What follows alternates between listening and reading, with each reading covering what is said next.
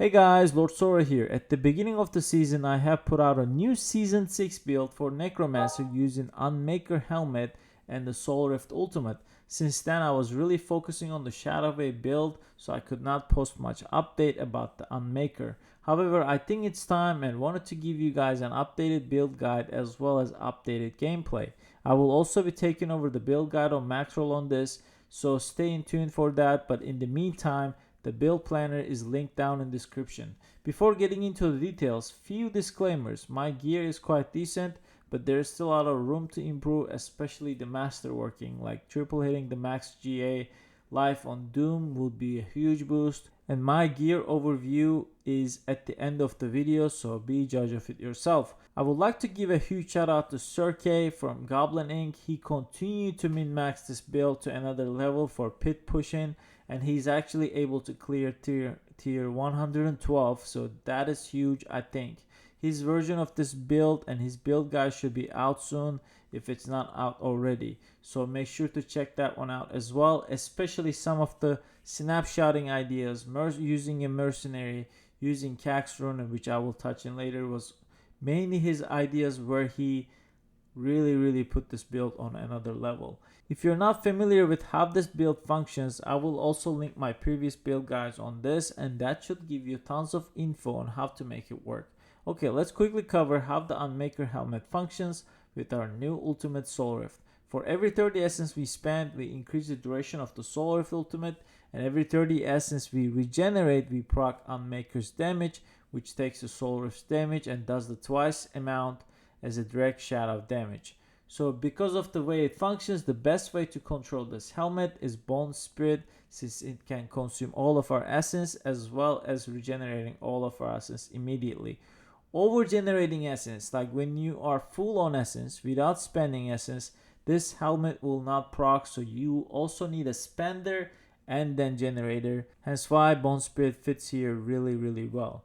To increase the number of procs, you want to increase your maximum resource.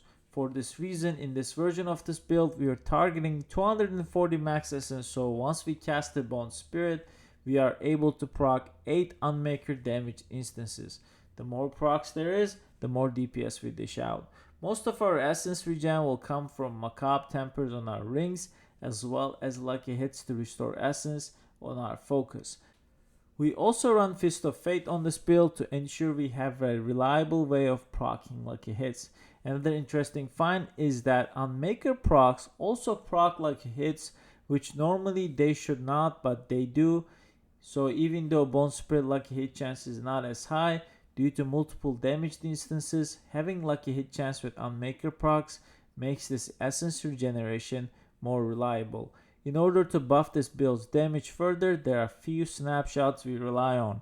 One of the snapshots is an overpower snapshot with Zan rune. Unmaker is able to snapshot this overpower proc, which then ensures all of the procs from Unmaker to do an overpowered damage. I have a very detailed video on this link down in the description. Make sure to check it out on how you can utilize this mechanic. Another snapshot we rely on this build is the Cax Rune and Untimely Death.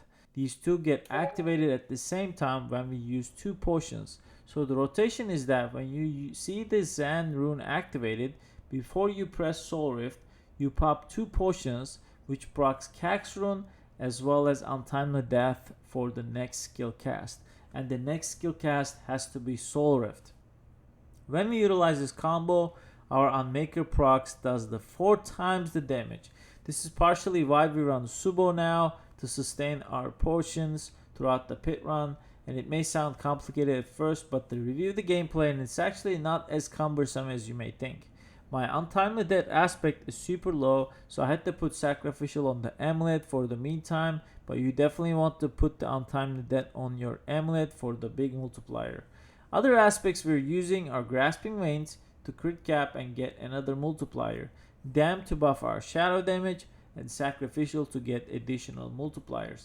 Great Fist is not recommended on this build, mainly it also messes up the combo of Unmaker at times, consuming Zan and procs at the wrong times. I hope this video was somewhat helpful. I wanted to quickly go over some of the updates the build has received since the first video came out. I know you might have a lot of questions, but there will be a detailed written guide on this on Maxroll as well, and feel free to drop your questions, thoughts, or general feedback down in the comment section.